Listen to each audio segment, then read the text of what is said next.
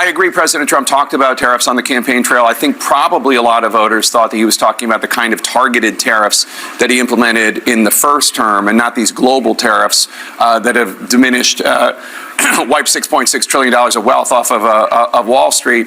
But I have to say he didn't, when he was campaigning, talk about the pain that he is now acknowledging. And I have to say, we're getting a very Pollyannish view of what's happening from the Trump administration. I disagree with that, Jake. Well, let me just finish the question. Let me just finish the question, and then you can answer. That's not right. But there seems to be a lack of acknowledgement of the real pain and panic people are feeling. Donald Trump has assembled the most incompetent cabinet in history. It's almost unbelievable how poorly these people perform in their roles, and how consistently they demonstrate their lack of capability. The tariffs only make things worse, as his cabinet members continue to support Trump without a clear, coherent message, because there isn't one. The worst example of this was Trump's Agriculture Secretary Brooke Rollins, who had a complete meltdown during an interview on CNN with Jake Tapper. As she was repeatedly called out for lying, she lost control and went on a nonsensical rant. It was a total disaster, and we'll dive into that. Stick around until the end of the video, as Rachel Maddow also highlighted one of the biggest lies of the entire trade war. But before we get into that, if you could please leave a like on this video, and if you haven't already, hit the subscribe button. It really helps and means a lot to me.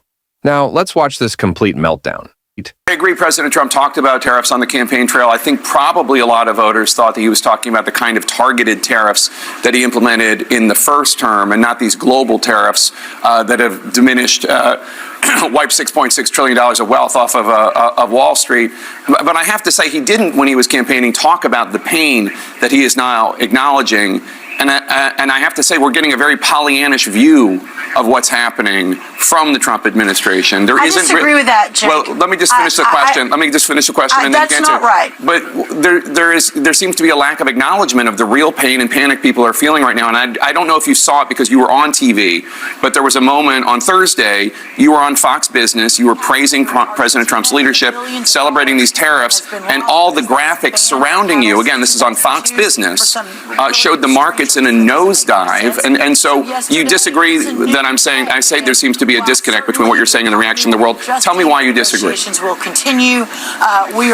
Listen, the president has, even in his State of the Union, I believe, he said that there will be some uncertainty. When we did the targeted tariffs in 2017, 18, 19 with China, I mean, listen, I was in the West Wing. I was helping run his domestic policy agenda. I was in those conversations. Secretary Sonny Perdue, the Secretary of Agriculture, put together a fund, basically, that allowed us to make whole farmers and ranchers that were immediately, hurt and had to have some mitigation efforts. That happened. So the idea that we didn't know that there would be some uncertainty just isn't true. We knew there would be uncertainty.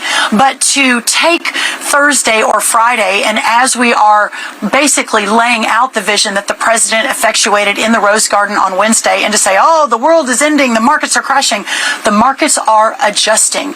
Anytime you've got a strong leader who's looking at the long term, not how do I make sure Jake Tapper says nice things about me on State of the Union, oh, maybe I shouldn't do the tariffs today. That just isn't how this president operates. He operates in how do I save a country that for 100 years has been sliding toward decline, as we have moved all of our manufacturing out into the world, as we have bowed at the altar of other countries' tariffs, as we have watched our farmers and our ranchers, again, can't get our corn into Mexico, can't get our dairy into Canada, have Honduras buying more pork and poultry than the entire European Union, have a 700% tariff from Japan on our rice.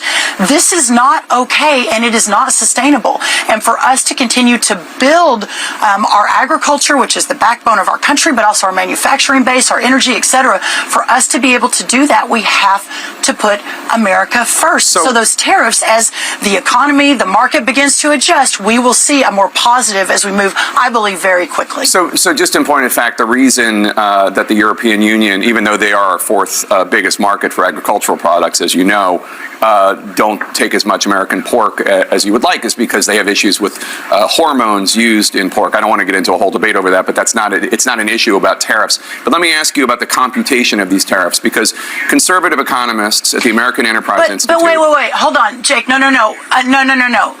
This is really important. You can't just say that. So here's the bottom line.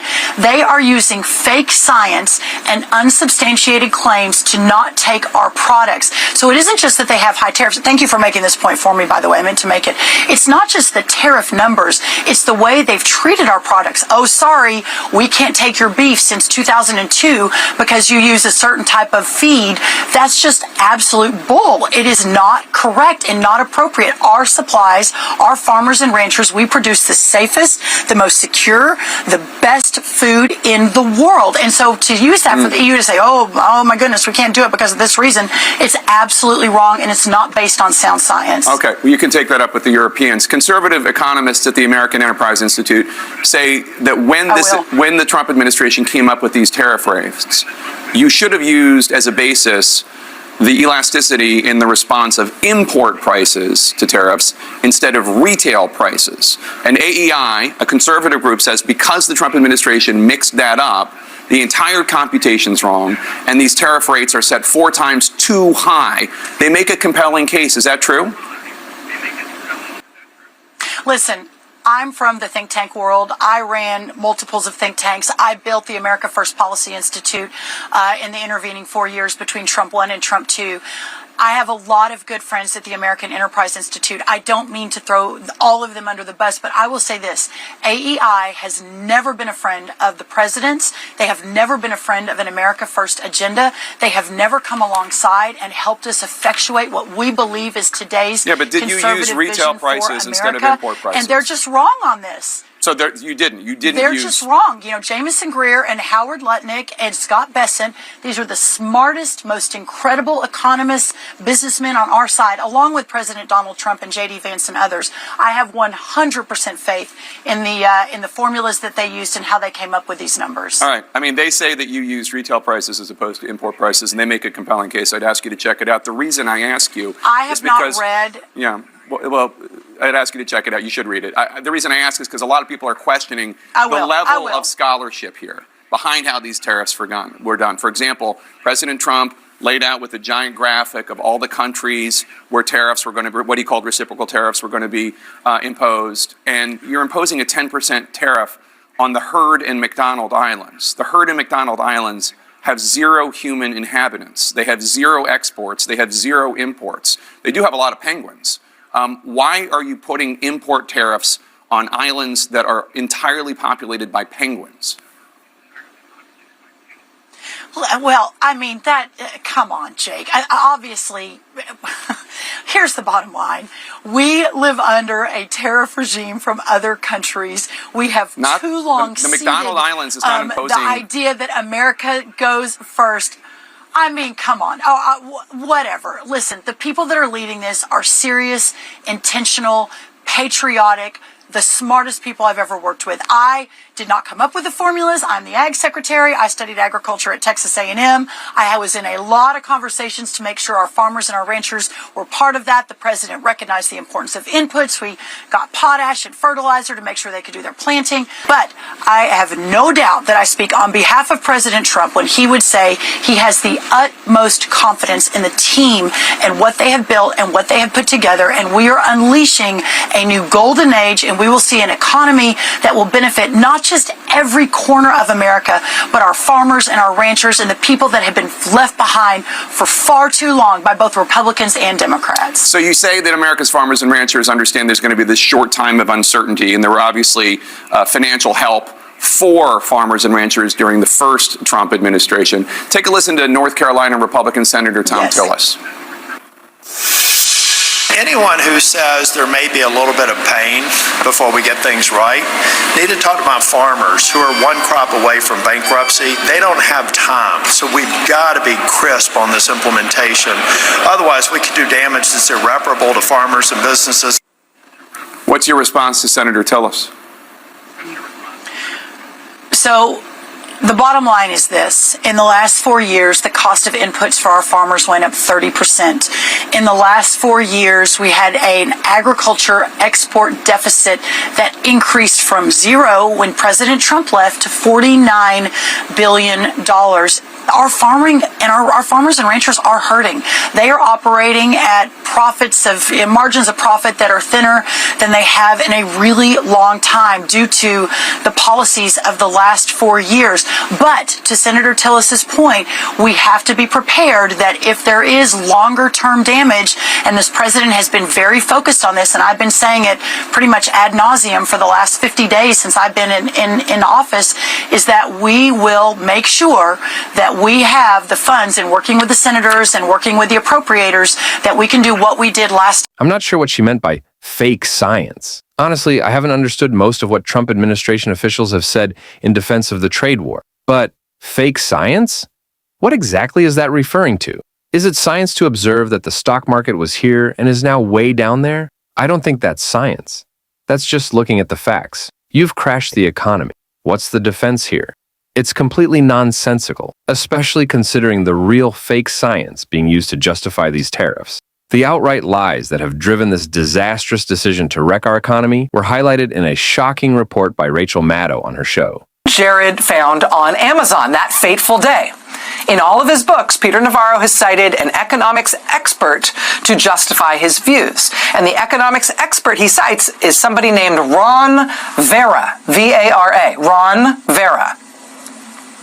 When Trump won the presidency and entered the White House, this Ron Vera started circulating a memo around Washington in support of Trump using tariffs in trade policy. According to the New York Times, the memo had been, quote, sent from an email address purportedly belonging to Ron Vera. At one point, Ron Vera wrote in the memo that Trump could, quote, ride the tariffs to victory. The problem is Ron Vera doesn't exist. He never has. The economics expert that Peter Navarro has long cited to explain why he's so gung-ho on tariffs, this person, Ron Vera, is a made-up person. He is a fictional person. Peter Navarro invented Ron Vera as his expert source so he could quote this expert source over and over and over again in his crackpot books. Who is Ron Vera? Ron Vera is an anagram of Navarro, which is his last name.